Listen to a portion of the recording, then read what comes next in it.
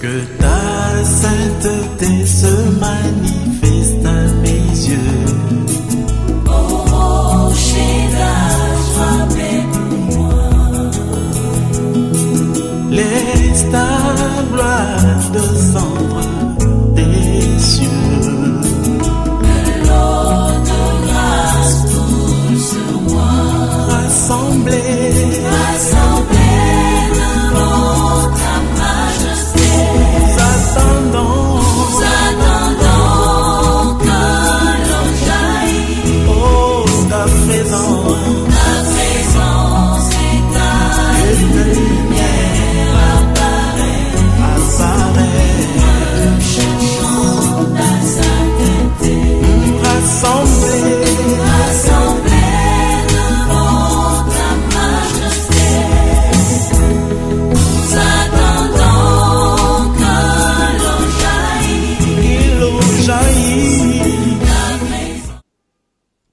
1 Samuel chapitre 30, du verset 1 au verset 10. Nous lisons.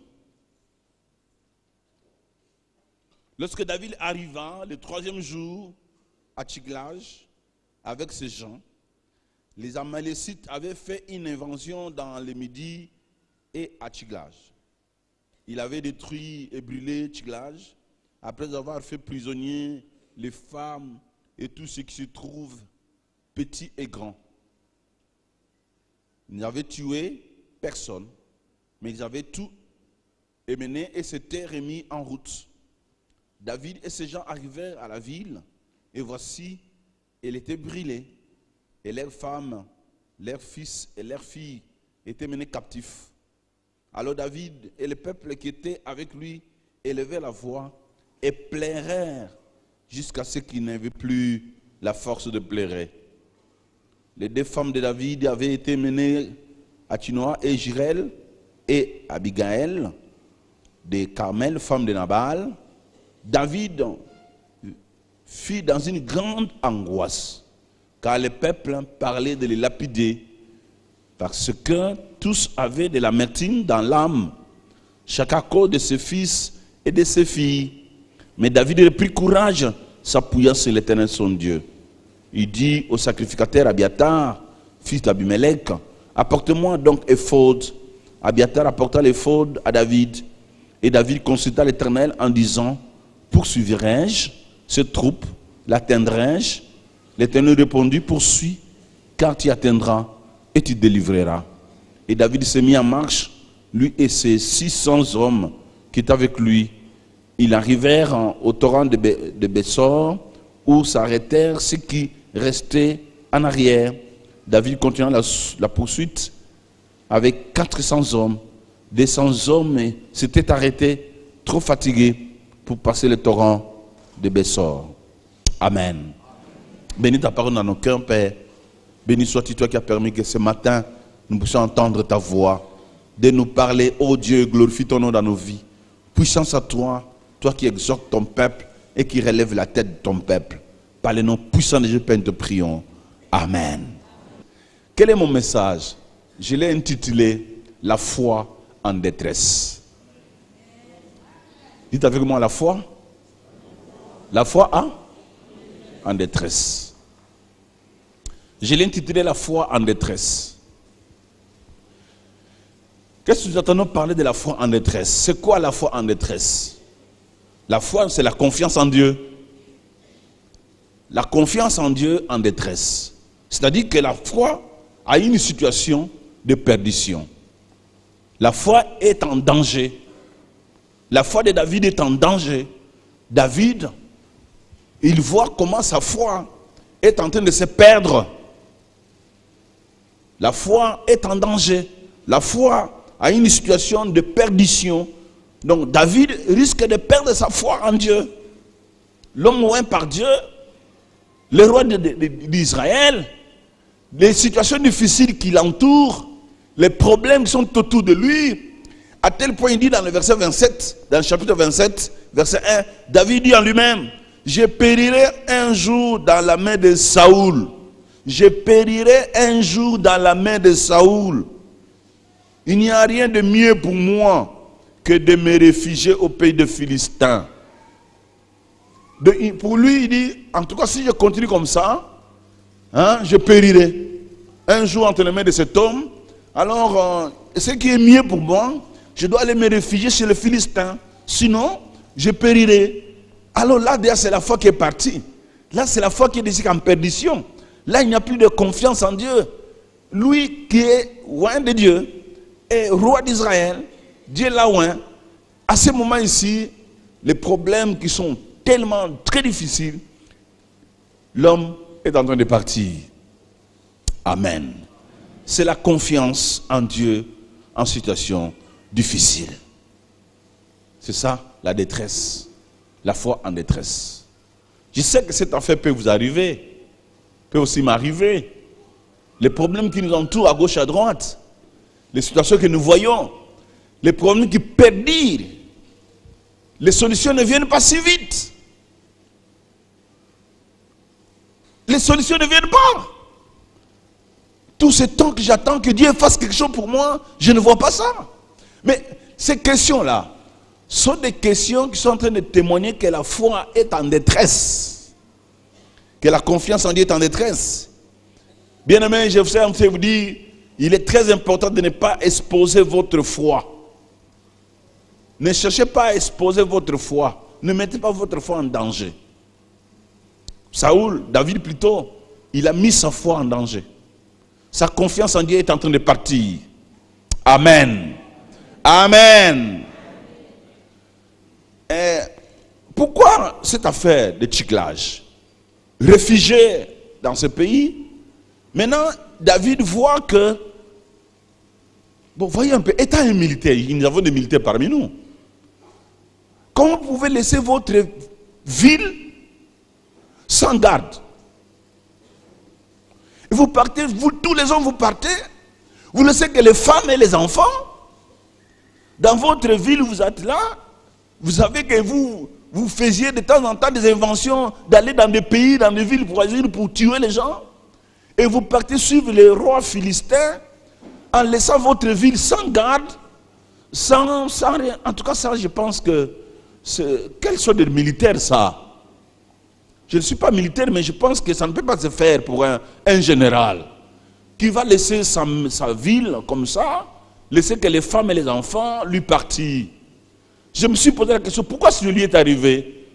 Pourquoi c'est qu'ils ont pris sa femme et ses enfants partis? Je pense qu'il y avait un problème de prudence. Quand on perd la foi, on perdra la prudence. Quand on n'a plus confiance en Dieu, vous ne serez plus prudent. Parce que je crois la foi en Dieu nous donne la prudence. Et l'homme a laissé sa ville comme ça. Voilà, les Amalécites, les gens qu'il tuait, sont venus les surprendre. Pourquoi alors c'est arrivé? Je pense aussi parce que lui aussi, on lui a fait ce qu'il faisait. Il est devenu rebelle. Et dans cette ville ici, dans son ville de refuge, il est devenu mauvais. Il a perdu complètement la foi. Il n'avait plus confiance en Dieu. Si vous lisez le chapitre 27, il partait dans des villes voisines pour aller voler, pour aller tuer. La Bible dit qu'il tuait beaucoup de gens. Il ne laissait personne. Il prenait des bêtes, il prenait des animaux, il prenait tout ce qu'il avait pour qu'il puisse vivre dans sa vie de refuge. Je crois que ce que tu fais là, ça va retourner contre toi-même. Amen. Je pense que c'est Dieu qui l'a puni. Moi je crois que c'est Dieu qui l'a puni. C'est Dieu qui l'a puni. Ce qu'il faisait aux autres, ça lui retourne.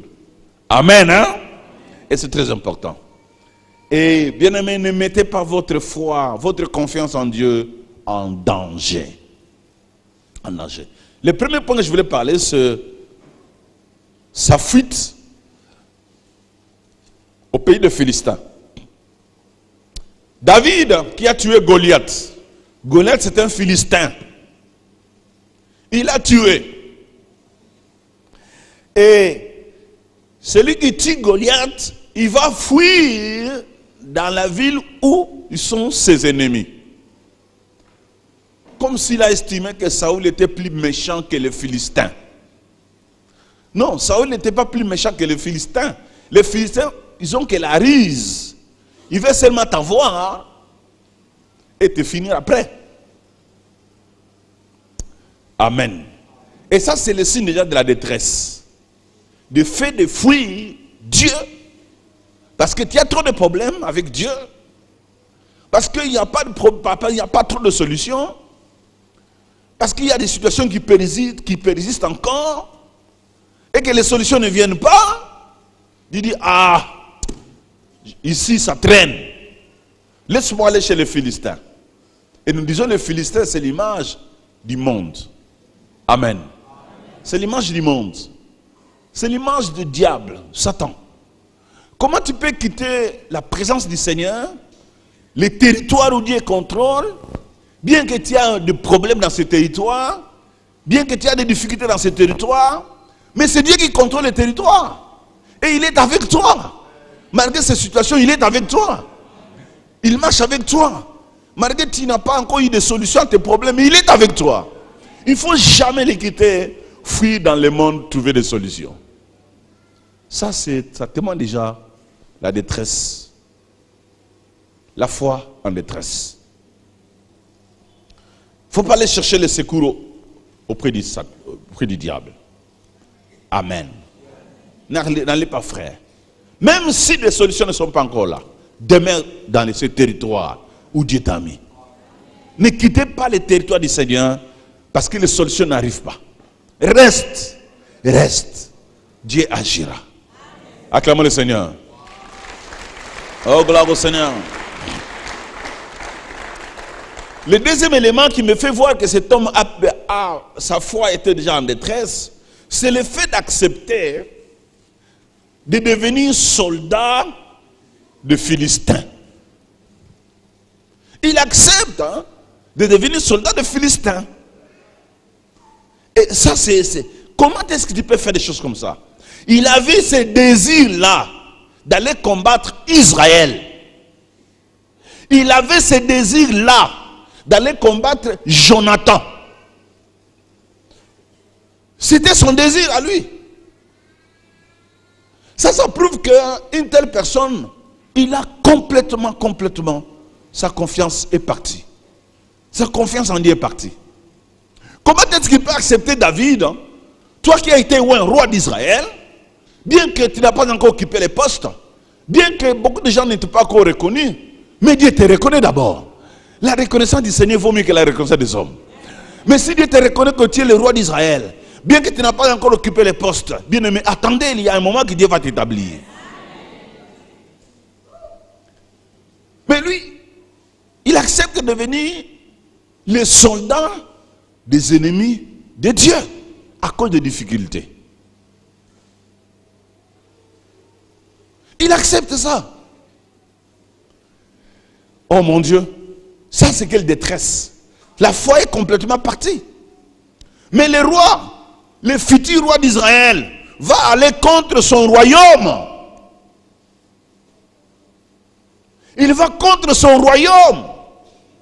Le futur roi.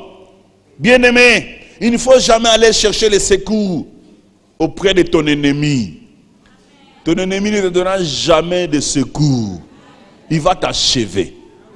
Reste dans la présence du Seigneur. Même si les solutions ne sont pas encore là. Reste dans sa présence. Quelqu'un m'entend? Et il m'entend très bien. Reste dans la présence de Dieu. Même si les solutions que tu cherches ne sont pas encore là. Attendez, reste là. Ne va pas chercher secours chez ton ennemi. Il va t'achever. Mais c'est toi qui as tué Goliath, non? Mais tu vas dans le pays où tu avais tué Goliath. Tu crois qu'ils sont gentils? Oh mon frère, mais ils vont t'achever. Souviens-toi comment tu as chassé les démons les jours passés, les années passées, tu as chassé les démons. Tellement que tu as mené en difficulté, ils vont non, je peux chercher secours auprès du diable. Mais tu avais cherché ces démons. Tu avais cherché ces démons, non? Ce n'est pas toi qui avais cherché ces démons. Et maintenant tu vas chez lui encore pour chercher secours. Mais il va te secourir premier temps, deuxième temps, troisième temps, il t'achève. Amen. Ah, je bénis Dieu. Hein? Gloire au Seigneur.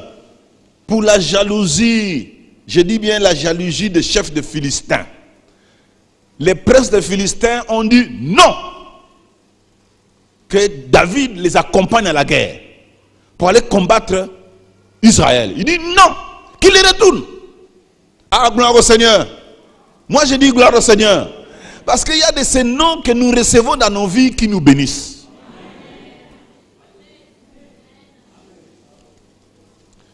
La jalousie de ces gens ici, ils ont dit qu'il retourne, pas lui. Qu'il rentre. Il ne peut pas aller avec nous à la guerre. Ça, nous sommes dans le chapitre 30, 29-30. David dit, maintenant, qu'est-ce que je vous ai fait de mauvais? Je vais être avec vous. Allons ensemble. Il dit, non, mais c'est rentre. C'est pas toi. C'est pour ça, frère, discernez toujours ce que Dieu fait. Même dans la bouche des méchants, Dieu peut te parler. Même dans la bouche de celui qui ne connaît pas le Seigneur, Dieu peut te dire non. Il faut toujours entendre sa voix. Les Philistins ont dit non à la présence de David. C'était, bon, c'est la manifestation de la jalousie, bien sûr. Mais c'était un moyen que Dieu a utilisé pour les délivrer. Dieu a utilisé la jalousie des Philistins pour les délivrer, afin qu'ils ne puissent pas les combattre contre son propre royaume. Il allait combattre son propre royaume parce qu'il voulait ça. Il était même déterminé de le faire. Il était seulement arrêté par les princes des Philistins. Et là, gloire au Seigneur, il n'a pas pu faire ça. Le choix de David de combattre pour les Philistins et contre Israël l'a coûta trop cher. Vous pensez que Dieu n'a pas vu ça? Il a vu. Il dit, ah, le roi d'Israël, il va aller combattre Israël. Ah! Ça c'est terrible. Le roi, le futur roi d'Israël, veut aller combattre son propre peuple. Oh! Ça c'est quoi? Il dit, bon, je te ferai voir. Il a envoyé les Malécites. Allez brûler ses maisons. Allez brûler, allez prendre ses enfants. Mais Dieu a fait, il dit, ne tuez personne. Quelqu'un peut dire amen. Moi je pense qu'il faut voir Dieu dans tout ce que l'ennemi vous fait. Il ne faut pas toujours commencer à accuser le diable. Non, mais le diable n'a pas de permission si Dieu n'a pas envoyé. Moi je pense que c'est Dieu qui a envoyé les Malécites pour aller brûler la ville de refuge de David. Ils ont tout brûlé. Et David, en revenant, il vient de voir que sa ville est brûlée. Oh mon Dieu, sa ville est complètement brûlée. Il n'y a rien d'autre, brûlé. Les femmes, les enfants sont tous partis. Mais après avoir pleuré, on veut les lapider. Il dit, c'est à cause de toi que la chose nous arrive. Moi je pense que c'est Dieu qui a fait ça. Ça l'a coûté trop cher. Le fait de brûler cette ville, ça venait du Seigneur. J'ai dit ça venait du Seigneur. C'est Dieu qui a envoyé. Allez brûler la ville. Le roi d'Israël, le futur roi, veut aller combattre Israël. Allez brûler là où il habite. Les gens sont allés brûler. Faisons attention, frère. J'ai dit Dieu a sanctionné David par ce désastre. Il a sanctionné.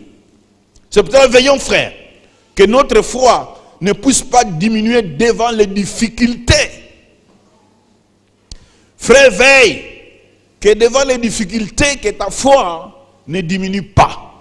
Continue à rendre grâce à Dieu. Bénis Dieu pour ce que tu ne comprends pas. Si tu as des choses que tu ne comprends pas, bénis-les. Dieu comprend mieux que toi.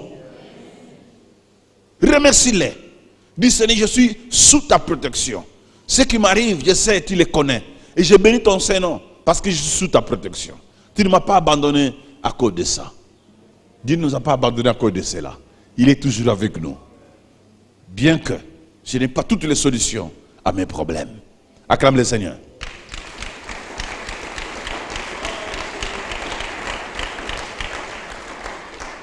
Frère, laisse-moi te dire que la défaillance de votre confiance en Dieu devant les difficultés vous coûtera cher.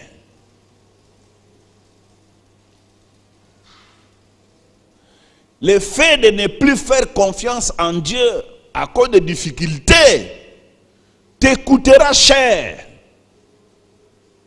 Si dans le monde on appelle ça trahison,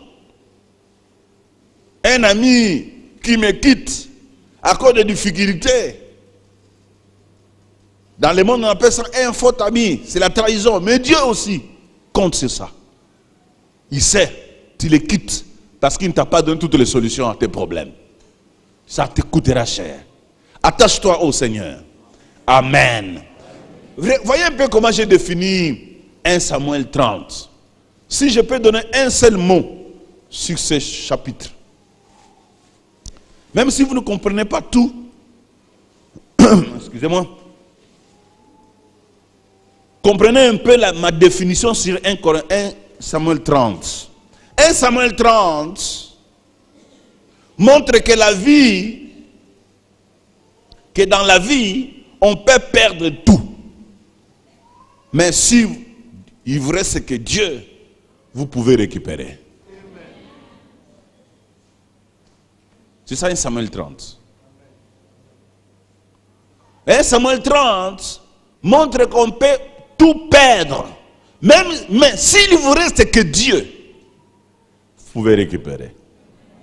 1 Samuel 30 montre que l'attachement à Dieu peut vous rétablir dans n'importe quelle situation. L'attachement à Dieu peut vous rétablir dans n'importe quelle situation. 1 Samuel 30, j'ai aimé ce texte, montre que la sincérité, l'amitié entre Dieu se manifeste, ça se voit que dans les combats, pendant les désastres. Comment tu peux faire voir à Dieu que tu l'aimes et que tu es sincère envers lui, que pendant que les choses sont difficiles.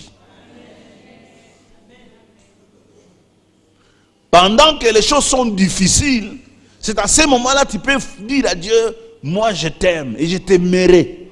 Même si les solutions ne sont pas encore là, moi je t'aime et je t'aimerai.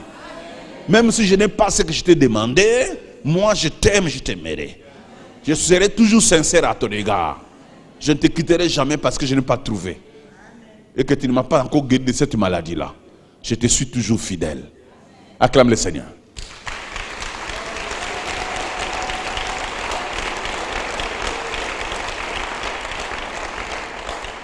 Et pour dire que ce que Paul a dit en Romains, rien ne peut nous séparer de l'amour du Seigneur.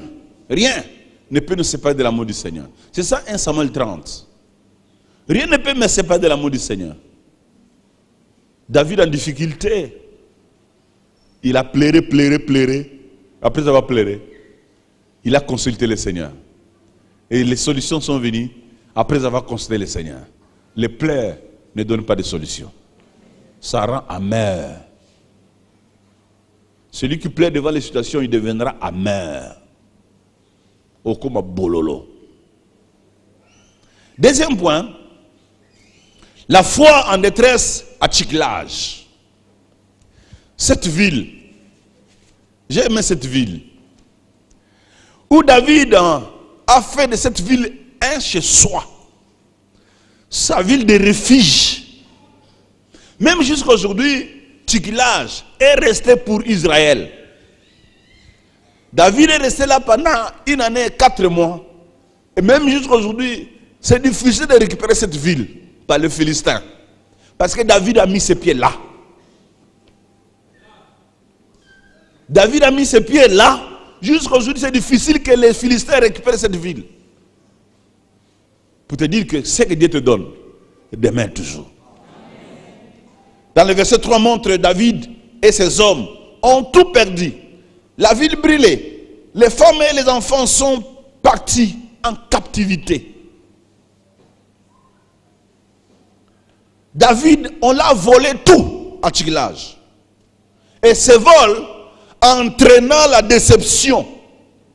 Ce vol entraînant la perte d'espérance. Ce vol entraînant la perte de l'orientation. Ce vol entraînant la perte de la vision. Ce vol entraînant la perte de l'enthousiasme. Donc, dès que David a vu sa ville brûler, ses femmes parties, ses enfants partis, l'enthousiasme envers Dieu fini. La vision finie. L'orientation est partie. Dès que David a vu ces choses, l'espérance est partie. Il y a des frères dans ce pays, même dans notre église, que les visions sont perdues par les difficultés. Que les difficultés volent l'espérance. Que les difficultés volent l'orientation. Il n'a plus d'orientation parce qu'il souffre. Il n'a plus une orientation à suivre parce qu'il est en difficulté. Il n'y en a plus. Les difficultés ont détruit complètement la vision. Il n'a plus une vision. Il ne sait plus où il va parce qu'il est en difficulté. Il n'y a rien. Bien-aimés, je vous exhorte, par le nom puissant de Jésus-Christ, ne perdez pas ta vision parce que tu as un problème. Tiens à la vision. Tiens à l'orientation. Soyez toujours enthousiasmés. Dis Seigneur, je ne perdrai pas ma joie parce que je suis en difficulté. La foi en détresse, en situation difficile, se manifeste dans les pleurs. Ah, le roi David. Le roi, hein? Le roi, il a pleuré. Il a tellement pleuré que la Bible dit, il n'avait plus de force. Lui et ses 600 hommes, les hommes de guerre, les hommes puissants, les généraux David et tous ces commandants, même les sacrificateurs Abiatar, ils ont tous pleuré. Oh frère, shalom, le pleurs rend ride. Quand on est en phase de difficulté et que vous commencez à pleurer, votre cœur deviendrait dur. Le pleur, c'est l'acceptation de la défaite. Quand on est en face d'un problème difficile, on commence à pleurer et dire c'est fini. C'est fini. C'est fini. Donc, la défaite est acceptée. Les pleurs n'amènent pas loin. Quand on est en face de difficultés, on commence à pleurer, vous ne verrez pas l'issue. Tellement que les larmes, les larmes vont commencer à tomber et tu ne vois plus rien. David pleura jusqu'à ce qu'il n'avait plus de force. Ces hommes pleurant, ils ont pleuré jusqu'à ce qu'ils n'avaient plus de force. Les pleurs, c'est l'amertume. Verset 6. David fut dans une grande angoisse, car le peuple parlait de les lapider, parce que tous avaient de l'amertume dans l'âme. Comment ils sont arrivés à l'amertume? Par des pleurs. Par des pleurs. Ils sont arrivés là, à l'amertume. Ils ont tellement pleuré, et l'amertume est dans leur cœur. Les pleurs donnent un mauvais comportement. Quel est le comportement des hommes de David? Lapider David. Le comportement a changé. Eh, comment? David voulait le lapider, vous? Vous voulez lapider David? On va le lapider. On va le lapider. C'est lui, c'est lui. Ah! L'amitié est finie. Non, il n'y a plus d'amitié avec lui. On va le tuer. Les pleurs peuvent t'amener à tuer ton compatriote. Même ton proche. Quelqu'un m'entend? Peut dire un grand amen. Oui, il est vrai, je peux pleurer. Mais il ne faut pas que j'arrive à ce point ici. Ah! Cela a mis fin à la confiance en Dieu. Cela a mis fin à la confiance en Dieu.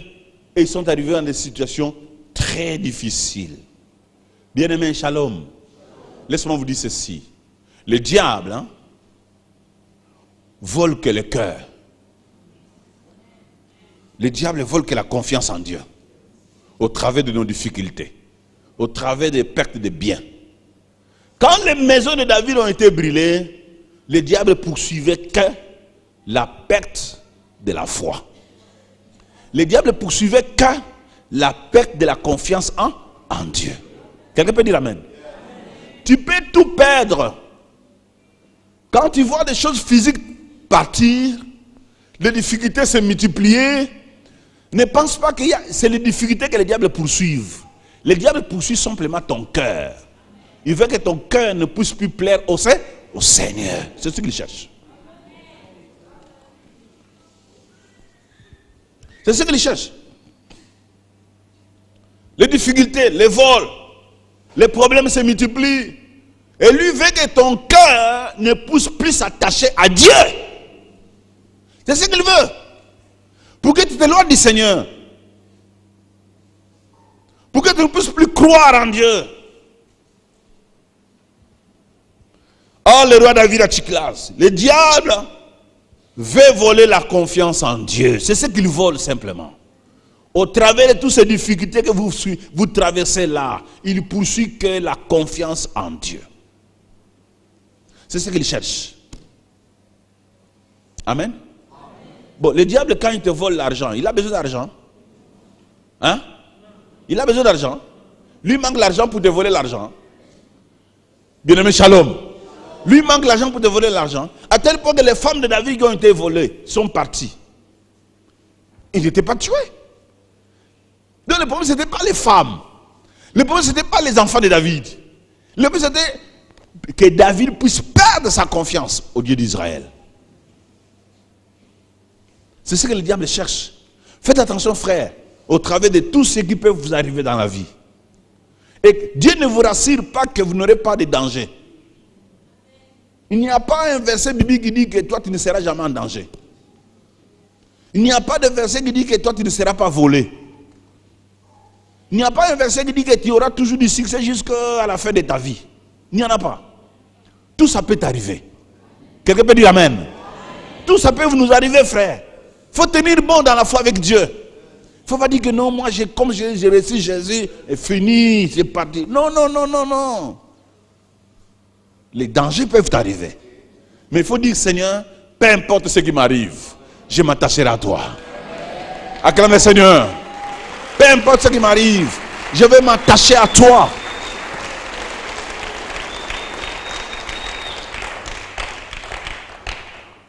C'est l'espérance en Dieu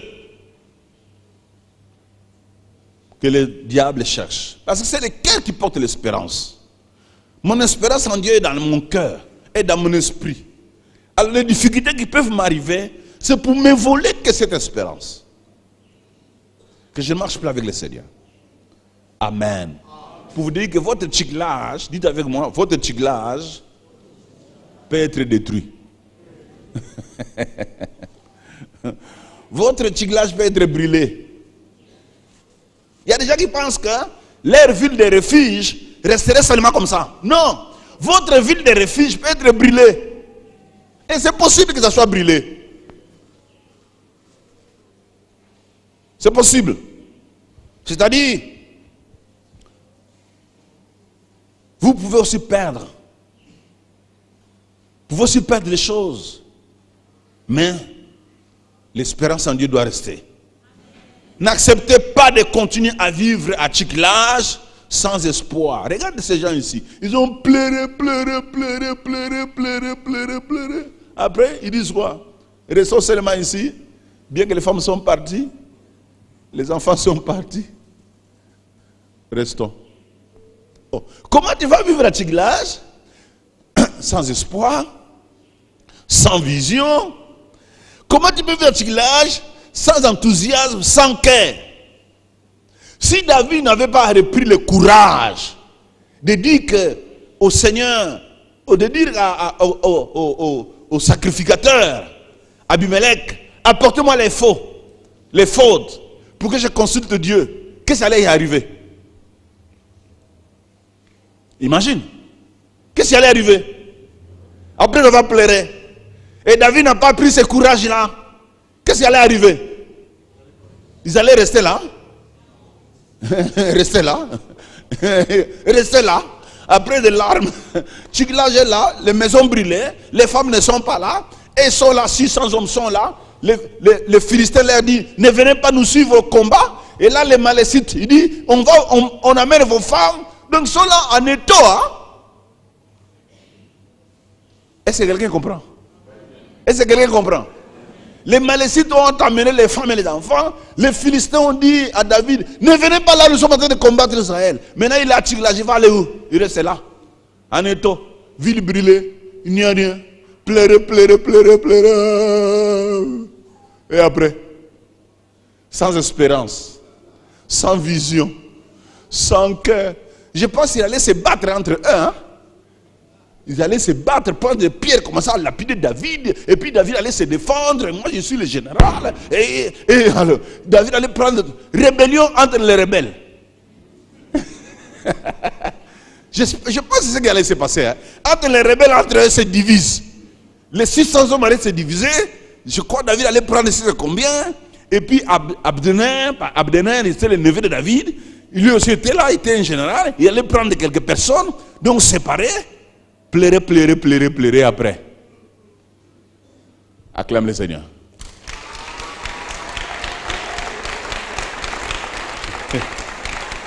Amen.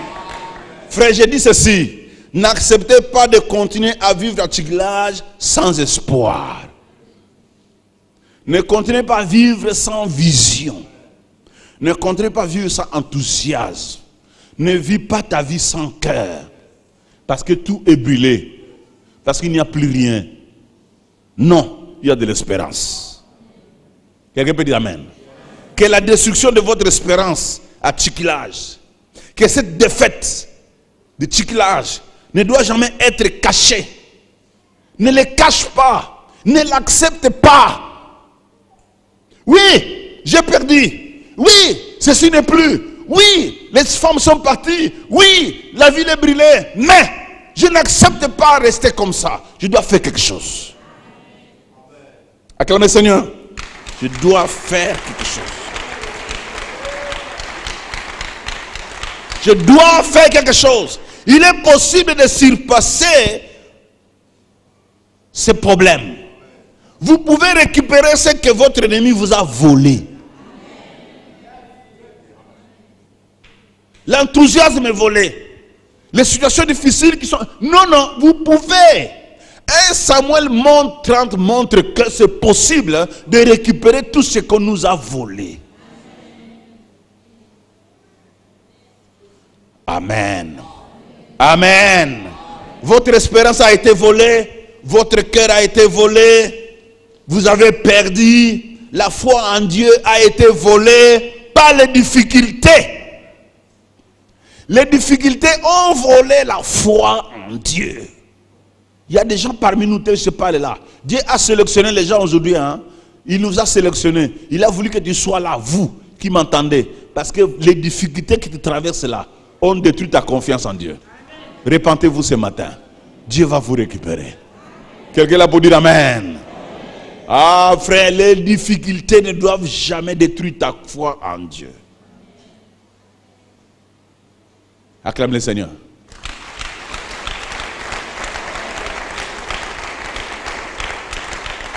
Maintenant, je voulais dire, que faire pour restaurer la foi en détresse? Ce qu'il faut faire pour restaurer la foi en détresse, il y en a deux choses. La bonne et la mauvaise. Qu'est-ce qu'il faut faire? C'est faire face. Dites avec moi, faire face. Dites avec moi, faire face. Le verset 6. Vous voyez ça, le verset 6? Faire face. Dites avec moi, faire face.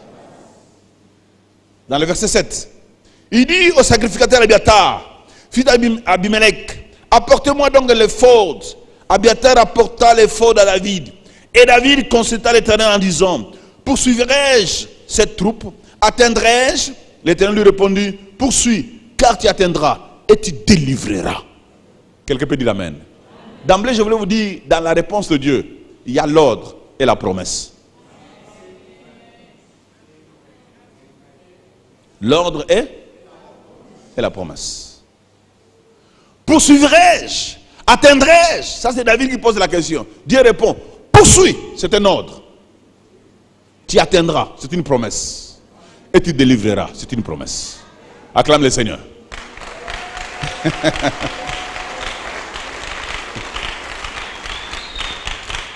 Seigneur, je peux poursuivre. Oui, poursuis, c'est un ordre. Donc il faut maintenant obéir à l'ordre de Dieu. Quand Dieu te dit de faire quelque chose, fais-le. Il y a des gens qui sont en difficulté et Dieu les a dit ce qu'ils doivent faire pour sortir, mais ils ne font rien. Comment faire face? On peut faire face aux situations difficiles de deux manières.